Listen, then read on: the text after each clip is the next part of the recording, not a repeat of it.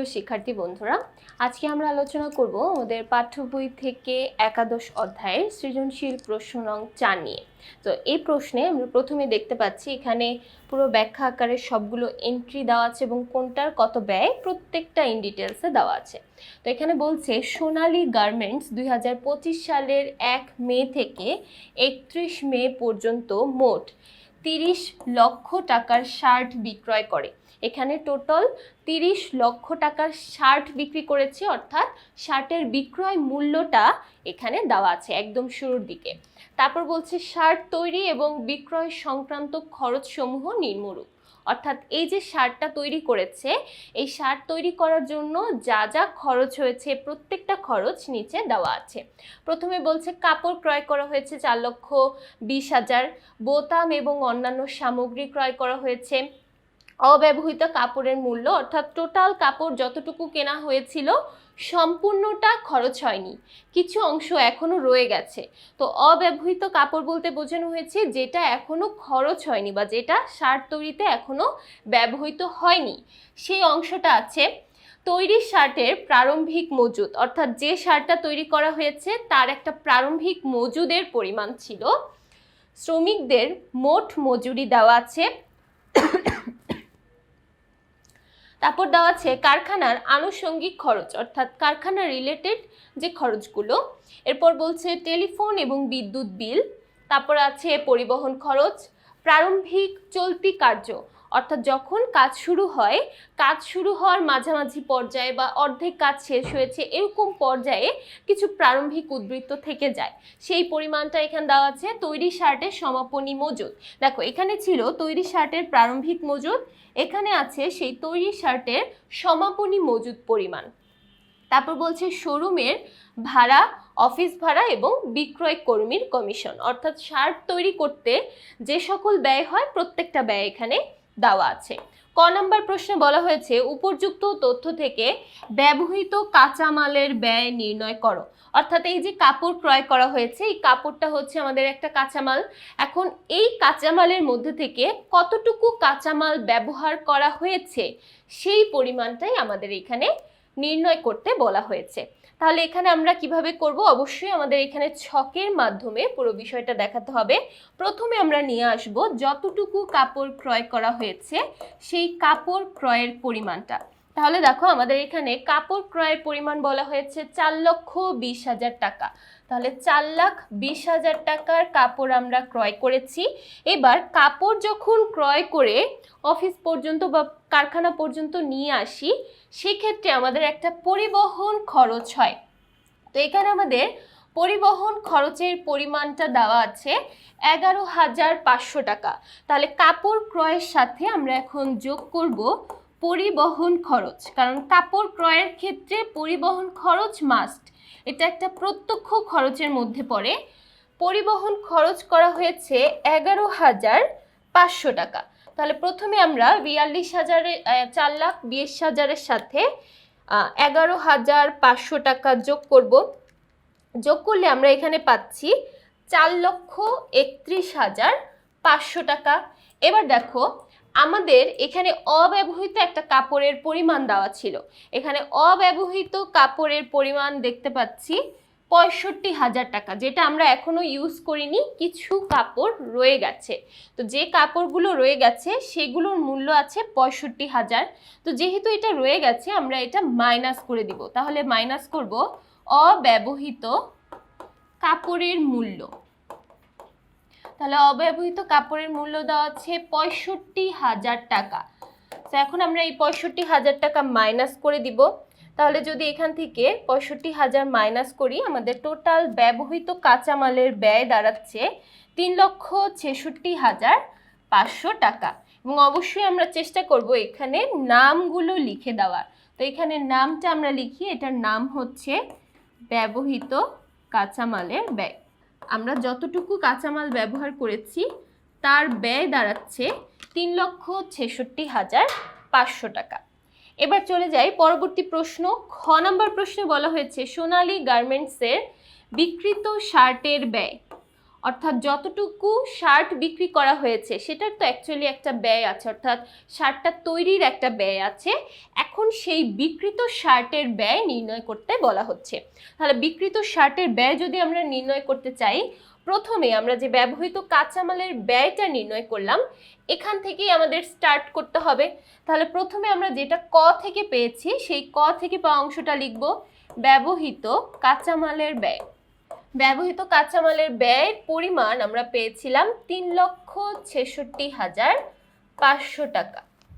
এবার আমাদের এখানে এই ব্যবহৃত কাঁচামালের ব্যয়ের সাথে যোগ করতে হবে অন্যান্য প্রত্যক্ষ খরচ।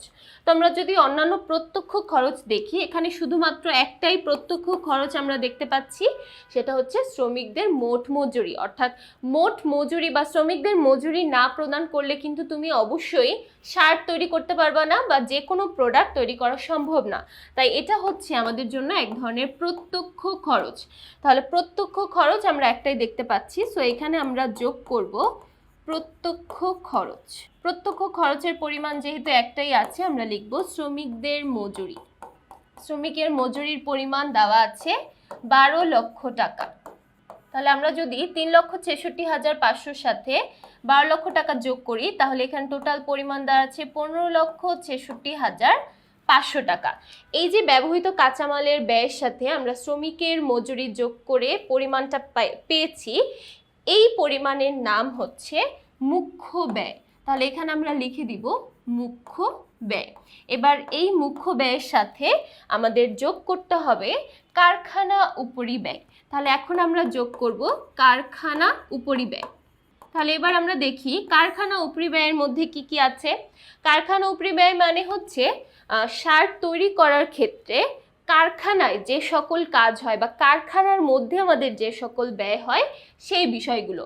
যেমন এখানে একটা আছে কারখানার আনুষঙ্গিক খরচ, যেহেতু কারখানা উল্লেখ করাই আছে সো এটা অবশ্যই কারখানার উপরিব্যয় হবে। এবং আরও একটা আছে বোতাম এবং অন্যান্য সামগ্রী ক্রয়। দেখো বোতাম এবং অন্যান্য সামগ্রী কিন্তু আমরা যখন কারখানায় প্রোডাক্টটা তৈরি করি সেক্ষেত্রেই দরকার পড়ে, তাই এই দুইটাকে আমরা কারখানার উপরিব্যয় বলতে পারি। তাহলে প্রথমে বোতাম এবং অন্যান্য সামগ্রী 42,000 টাকা। তাহলে প্রথমে নিয়ে আসি বোতাম ও অন্যান্য সামগ্রী, এটার পরিমাণ দেওয়া আছে 42,000 টাকা। এবং তারপরে আছে কারখানার আনুষঙ্গিক খরচ। কারখানার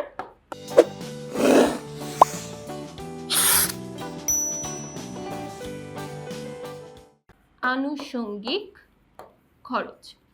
কারখানার আনুষঙ্গিক খরচের পরিমাণ দেওয়া আছে 52,000 টাকা। তাহলে এই আনুষঙ্গিক খরচের পরিমাণ 52,000 টাকা।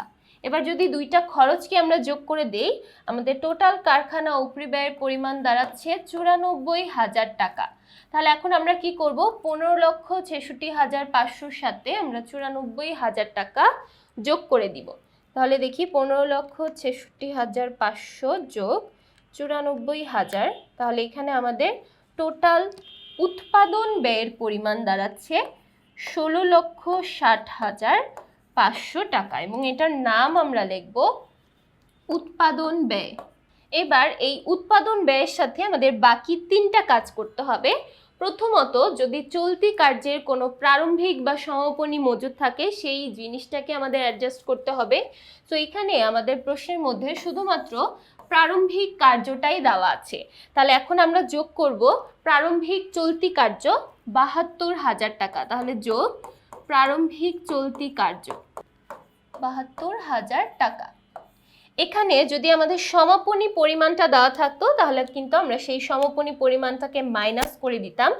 যেহেতু এখানে আমাদের সেই পরিমাণটা দেওয়া নেই তাই আমরা এখানে শুধুমাত্র যোগ করব, অর্থাৎ এই প্রারম্ভিক চলতি কার্যটাকে আমাদের এখানে যোগ করে দেখাতে হবে।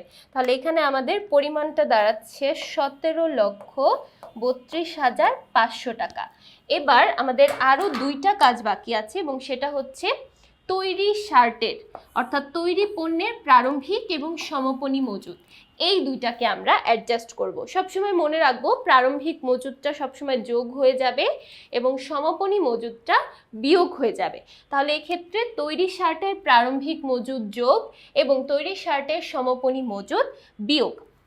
তাহলে এখানে আমরা প্রথমে যোগ করব তৈরি শার্টের প্রারম্ভিক মজুত। এখানে পরিমাণটা দেওয়া ছিল 1,45,000 টাকা। তাহলে প্রথমে আমরা এই পরিমাণটার সাথে যোগ করব 1,45,000 টাকা। তাহলে আমরা এখানে অ্যান্সার পাচ্ছি 18,77,500 টাকা। এবার বিয়োগ করব তৈরি শার্টের সমাপনী মজুত। তৈরি শার্টের সমাপনী মজুত। তৈরি শার্টের সমাপনী মজুতের পরিমাণ দেওয়া আছে 1,05,000 টাকা। তাহলে আমরা এখন এখান থেকে বিয়োগ করে দিব 1,05,000 টাকা। তাহলে এখানে আমরা ফাইনালি বিক্রিত পণ্যের ব্যয় পাচ্ছি 17,72,500 টাকা। 17,72,500 টাকা। সো আমরা ব্যালেন্স করে দিব এবং এখানে অবশ্যই নামটা লিখে দিতে হবে। ফাইনাল যে অ্যান্সারটা সেটার নামটা অবশ্যই লিখব। অন্যান্য বাকি উপরের নামগুলো না লিখলেও চলবে, তবে লাস্টের নামটা আমাদের অবশ্যই লিখে দিতে হবে। তাহলে এখানে আমরা যে অ্যান্সারটা পেয়েছি সেটা হচ্ছে বিক্রিত পণ্যের ব্যয়। বিক্রিত পণ্যের ব্যয়, এখানে আমাদের খ নাম্বারে বিক্রিত শার্টের ব্যয় বা বিক্রিত পণ্যের ব্যয় বের করতে বলা হয়েছিল। সেখানে আমরা বিক্রিত শার্টের ব্যয় পাচ্ছি 17,72,500 টাকা। এবার চলে যাচ্ছি গ নাম্বার প্রশ্ন। গ নাম্বার প্রশ্নে প্রথমে বিক্রিত পণ্যের ব্যয়ের পরিমাণটা বলে দেওয়া আছে। এখানে বিক্রিত পণ্যের ব্যয় ধরে নিতে বলা হয়েছে 18,50,000 টাকা। আমরা কিন্তু একটু আগে পেয়েছিলাম 17,72,500 টাকা, কিন্তু এখানে বলছে আমরা ধরে নিব 18,50,000 টাকা। এই কথাটা যদি না বলা থাকতো সেক্ষেত্রে আমরা খ নাম্বার প্রশ্নের উত্তরে যে বিক্রিত পণ্যের ব্যয় পেয়েছি সেটা দিয়েই কিন্তু গ নাম্বার প্রশ্নটা শুরু করতাম, কিন্তু যেহেতু এখানে উল্লেখ করাই আছে তাই এটাকেই অবশ্যই আমাদের নিয়ে আসতে হবে। এখন আমাদের বলা হয়েছে মুনাফা বা ক্ষতি নির্ণয় করতে, অর্থাৎ মোট মুনাফা বা মোট ক্ষতি, মোট যে কোনো একটা মুনাফা অথবা ক্ষতি এই পরিমাণটা আমরা এখানে নির্ণয় করব। তাহলে যদি আমরা ক্ষতি বা মুনাফা নির্ণয় করতে চাই সেক্ষেত্রে আমাদের প্রথমেই নিয়ে আসতে হবে বিক্রয়ের পরিমাণ, এবং প্রশ্নের শুরুতে একদম কলামের শুরুতে আমাদের বিক্রয়ের পরিমাণ দেওয়া ছিল 30 লক্ষ টাকা। বিক্রয়ের পরিমাণ বলা ছিল 30 লক্ষ টাকা। বিক্রয় থেকে আমরা এখন বাদ দিব বিক্রিত পণ্যের ব্যয়, এবং বিক্রিত পণ্যের ব্যয় আমাদের প্রশ্নের মধ্যে বলা আছে 18,50,000 টাকা। তো এখানে আমরা 18,50,000 টাকাই মাইনাস করে দেখাবো।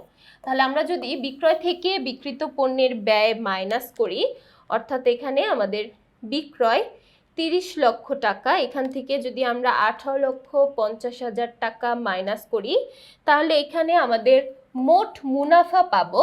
মোট মুনাফার পরিমাণ পাচ্ছি 11,50,000 টাকা, এবং এটা চেষ্টা করব অবশ্যই লিখে দিতে।